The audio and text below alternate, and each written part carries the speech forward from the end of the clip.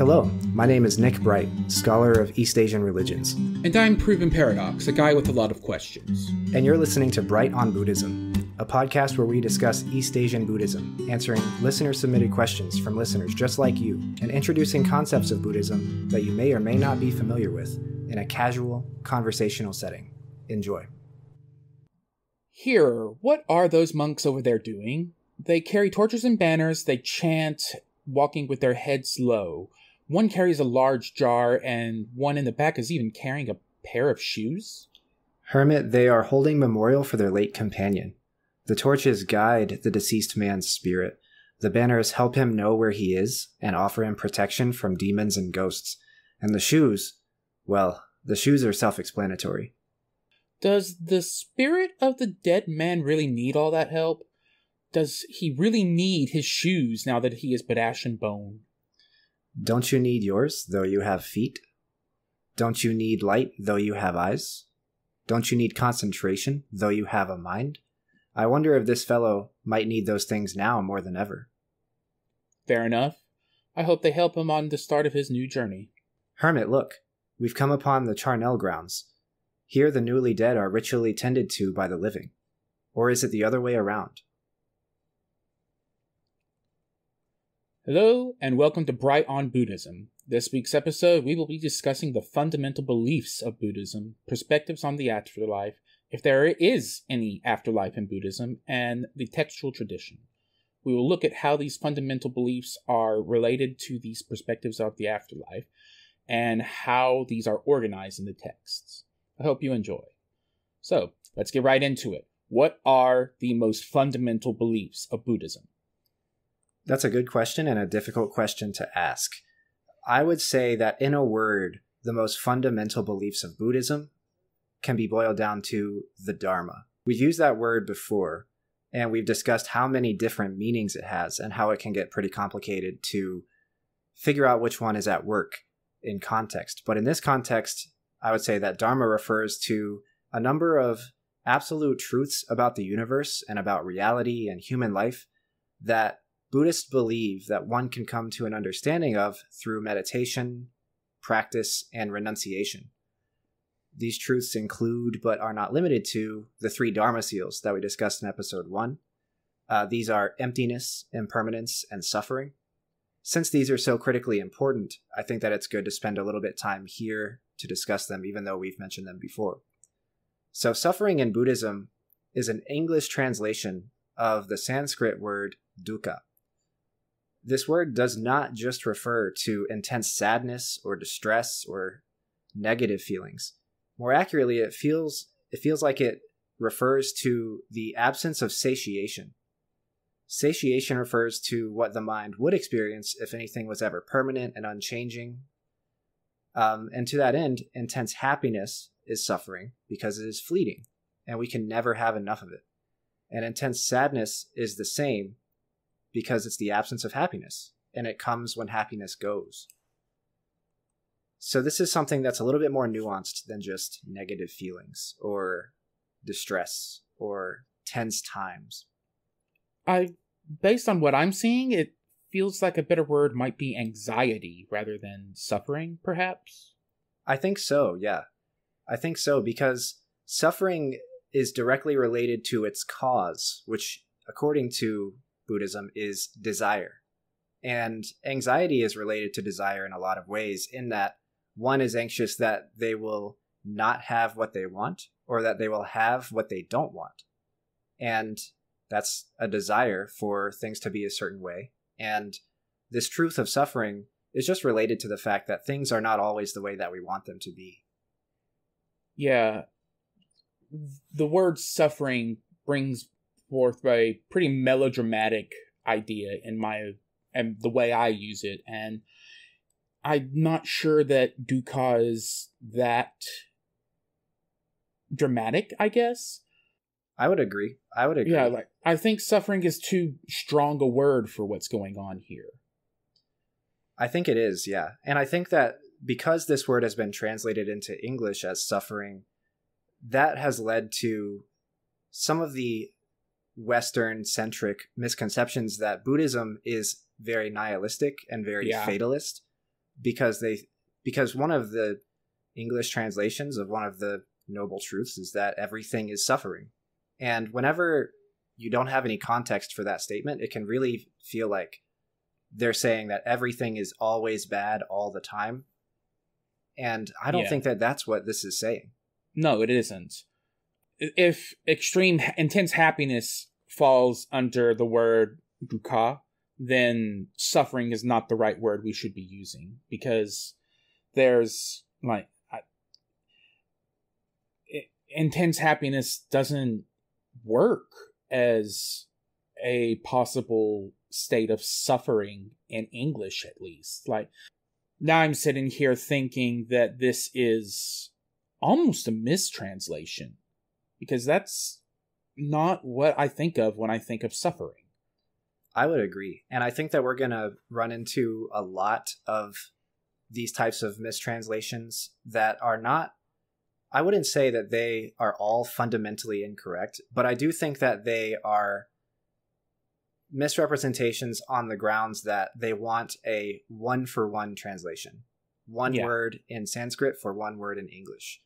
And that's possible. That's possible in a lot of different contexts, because Sanskrit is in the same Indo-European family of languages that we have Latin and that we have other languages in. But it just doesn't always work, because these are very, very deep conceptual terms that not only are they perhaps inaccessible culturally to modern English, but they are also inaccessible temporally, because this is a term that was being used and thrown around in the texts now 2,500 years ago. Yeah. And I think that there's a little bit more unpacking that needs to be done with that. And maybe the field of scholarship and the field of popular Buddhism would be aided by coming up with a more nuanced way to refer to this concept than just going for the easy target, suffering. Now, of course, that presents all kinds of other complications, because the phrase absence of satiation or the phrase anxiety, those things, not only do they have their own connotations, but they also function differently grammatically than the word suffering. So yeah, it's a complicated issue. But let's look at the next two seals that we've discussed before. The next one is impermanence. So because things are always changing, and because things, they don't persist in a eternal type of way. They persist in a temporary way, but not an eternal way. This is where we get our desire from, and this is where the suffering arises, or I guess we could say now the anxiety or the absence of satiation, because we want something permanent. We want patterns that are going to repeat themselves. We want structure to an unstructured reality. And because it's unstructured and because it's always changing and is nebulous, we have the truth of impermanence, the second Dharma seal of impermanence. Now, we've talked about how impermanence is related to emptiness before, and it would be good to run back over that just a little bit. So impermanence speaks to the process of change that we can see all around us. Whenever you plant a seed, if you come back in a couple of weeks, depending on the plant, you'll see no more seed and a whole lot more new green. Emptiness does not speak to that change directly, but it is implied by that change. Emptiness is the characteristic of dharmas in this context, meaning constituents of reality or instances of reality, stuff that can be perceived. Emptiness refers to the fact that dharmas don't have any substantial existence. Now, this is commonly formulated in English as the following phrase: if there is nothing that does not undergo change, then nothing has inherent and substantial existence. Now, that's got a lot of negatives in it, so we'll have to unpack it. But that's kind of the essential formulation of emptiness. I would also say, when we talked about this script, this was a sentence that really stuck out to me. This at this point, feels like a claim that needs more evidence than I've seen. Like, this is stating a claim, and support this claim a little bit, I think, because nothing does not undergo change, but I don't see how that goes straight to the idea nothing has inherent and substantial existence. Given a specific moment in time, we've used the example cup before, where it was once dirt and then it gets turned into ceramics and then it becomes dirt again. But in the times, in a specific instance of time, like, a given millisecond, that cup is either a cup or dirt. During that time, how is that not substantial existence? That's a good question, and it relates directly to the philosophical context in which this teaching arose. So there's an important sutra that I'll include in the suggested readings and resources for this episode, where a king goes to all these different teachers and he's asking about, like, what is the nature of reality? What is emptiness? What is this? What is that? And he's posing it in very, very simple, but also kind of very enlightened ways. And eventually he comes upon these different teachers who are arguing for things like atomism. Atomism is where it's kind of like the opposite of Buddhism, where they say instead of nothing has inherent existence, they actually say that everything does have inherent, substantial, permanent, eternal existence. And it can be boiled down to atoms that just reconfigure over time. So if we use the cup example, then of course there's some kind of atom, let's call it carbon, in the dirt, and these atoms of carbon reconfigure into the shape of dirt, reconfigure into the shape of cup, of ceramics, and then back to it again. And on one hand, there is good evidence for that. The Earth is mostly a closed system, meaning that the atoms and the materials that we have in our little ribbon of atmosphere around the surface of the Earth, that's pretty much what we've got. We don't really have all that much new except from asteroids sometimes, and not much leaves except for sometimes heat energy, except for space launches, etc. Overall, the point is, like, more or less, this is what we have, and we've got to work with it and reconfigure it and make do with it. Right. However, the reason the Buddha would contest this atomism claim is that there is no evidence that carbon itself has existed for eternity or will exist for eternity. And there's no evidence that, at least 2,500 years ago, there was no evidence that carbon was not undergoing change whenever it was in the form of dirt and then be reconfigured to the form of cup, etc. So because he penetrated down beyond the atomistic level, he couldn't really find a good reason to think that there was some kind of, like, fundamental kernel of reality that actually was real and substantial and truly, truly existed. And if it was, he probably thought that it was beyond the senses, beyond human or even godly comprehension. And that led him to this conclusion about there is no permanent or inherent or substantial existence. There's really only causes and conditions and the results of those causes and conditions. So this is a place where my science and engineering background comes into play. Once upon a time, I was a software engineer, and also I spent a lot of time learning other sciences just because I was interested in them. And with the example of atomism, atoms aren't really considered the building blocks anymore. You've got the more fundamental particles, right, your protons, neutrons, electrons, and even those change once in a while. Antimatter is a thing that is possible, and when they collide, you get something, you get an explosion. Right. And those atoms go away. So even if you go down to the atomic level, even if you go down to the subatomic particles, and that's the point where my understanding is at its limit, because I am aware of even more fundamental particles like the Higgs boson and that kind of thing, but I don't know the science behind those at all. But so I know a guy who does. I literally play a tabletop game with a nuclear physicist. So, Oh, wow. Yeah, he's cool. And he will tell you about atoms. He knows a lot about atoms. And he will tell you that they do occasionally change. Right. But they're still there. I don't see how things changing doesn't mean they have substantial existence. Right. That's a good question. So this speaks to two important points. The first is relative continuity.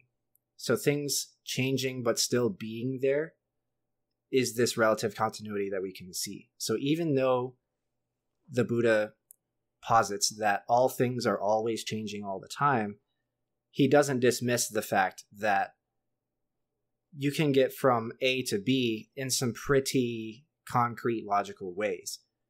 Causes and conditions necessarily bring about their results. So there are some constraints, meaning that there's nothing that's really completely, totally, statistically random in this impermanence sort of equation. It's rather that impermanence is a constant process. So he doesn't posit that dirt will skip the step from becoming ceramics to becoming a cup and just flash from dirt to cup.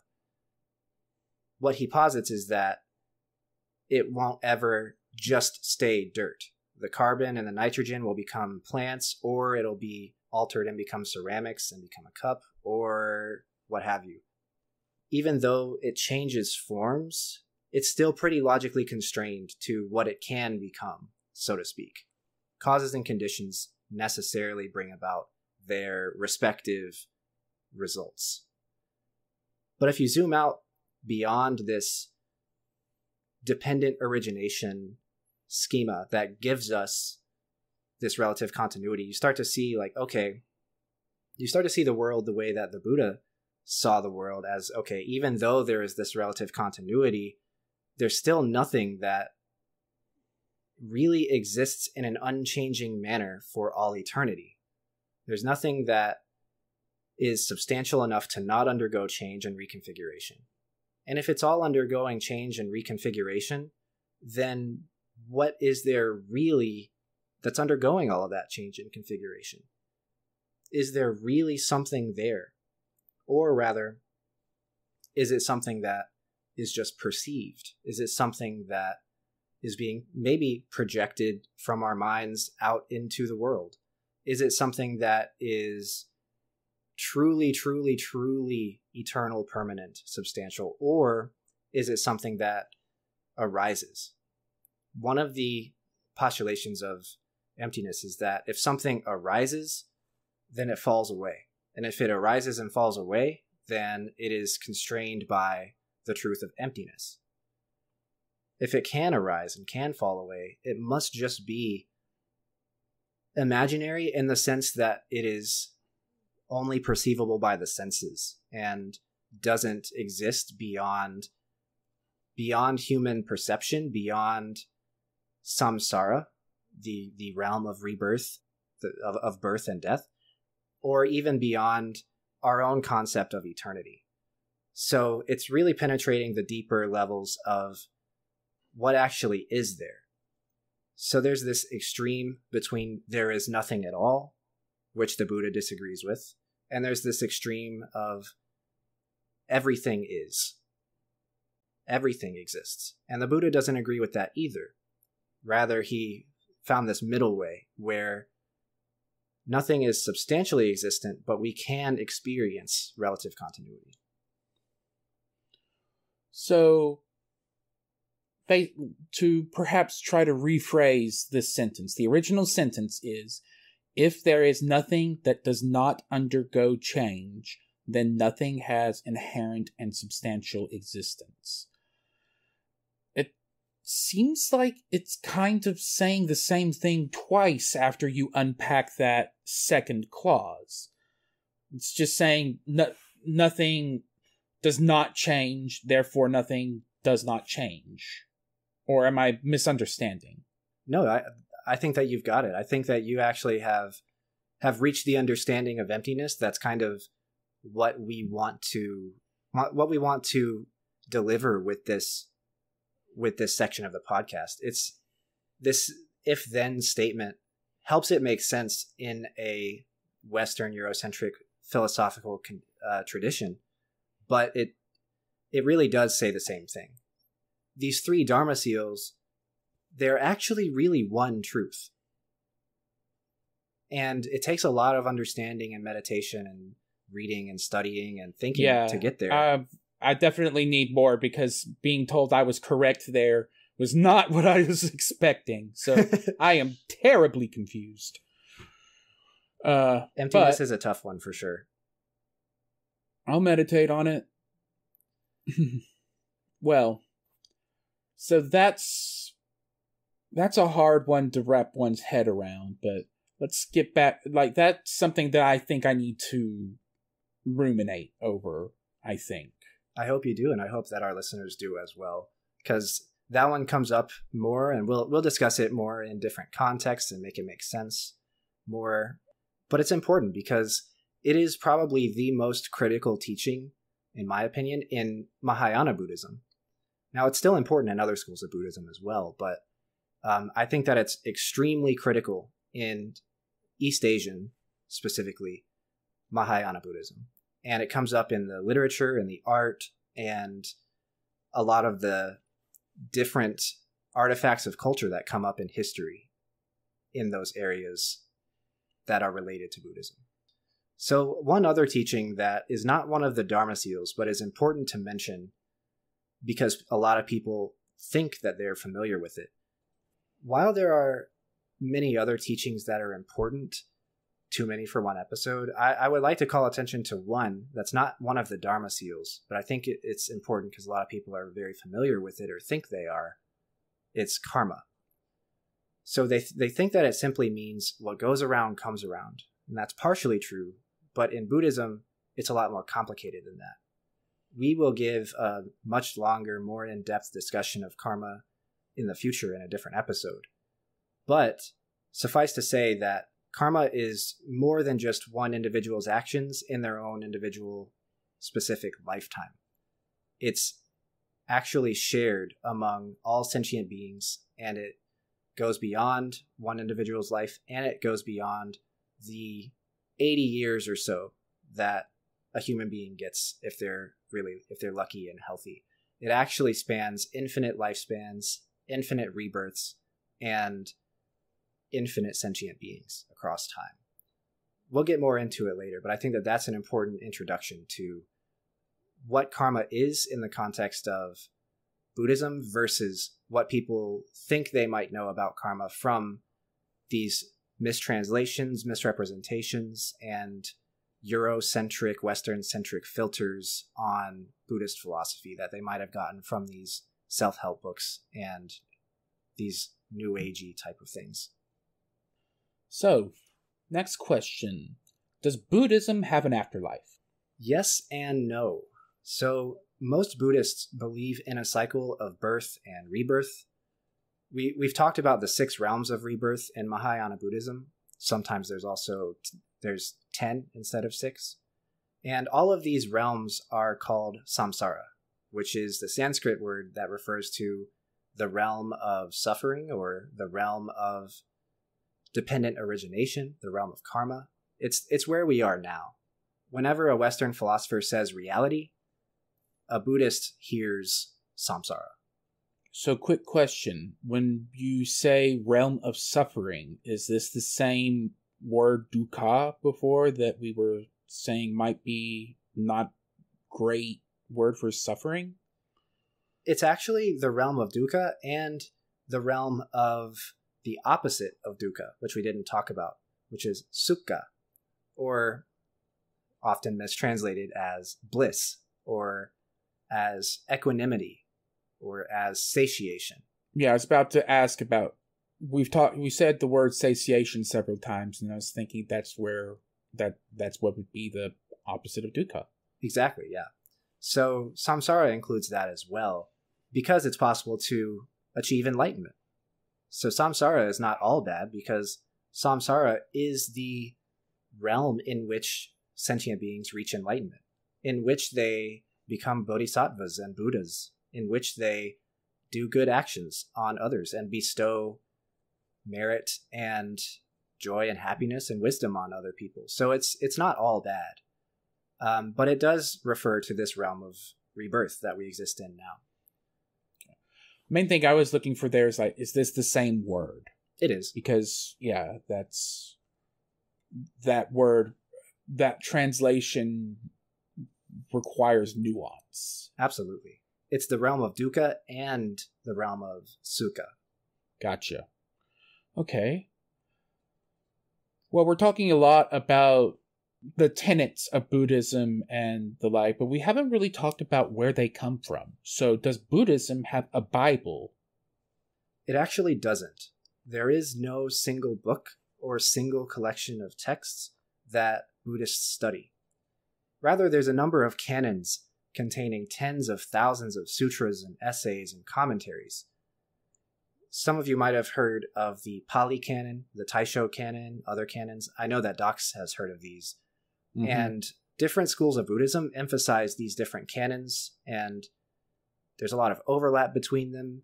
I would say that the Buddhist canon is one of the most complicated historically and shares a lot of overlap with a lot of different canons, and the reasons why some canons might be included or not included are wide and varied.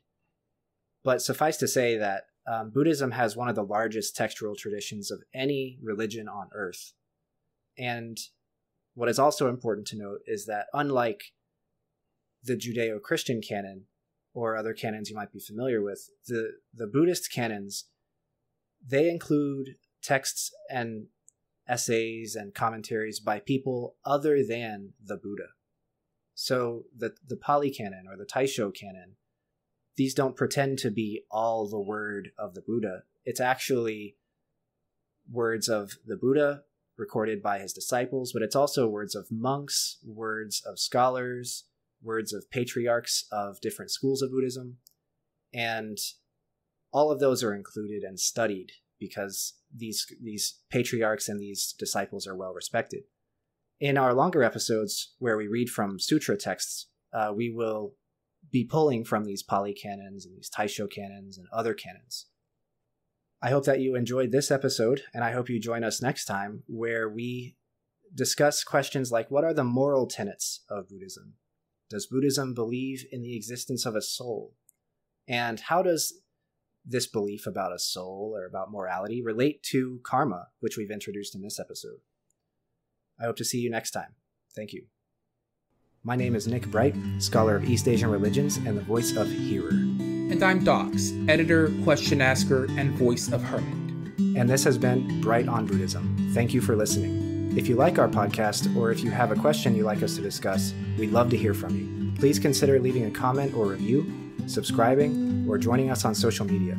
Our email is bright.on.buddhism@gmail.com. You can find us on Twitter at Bright Buddhism. As always, citations and resources for this episode can be found in the show notes. Thank you.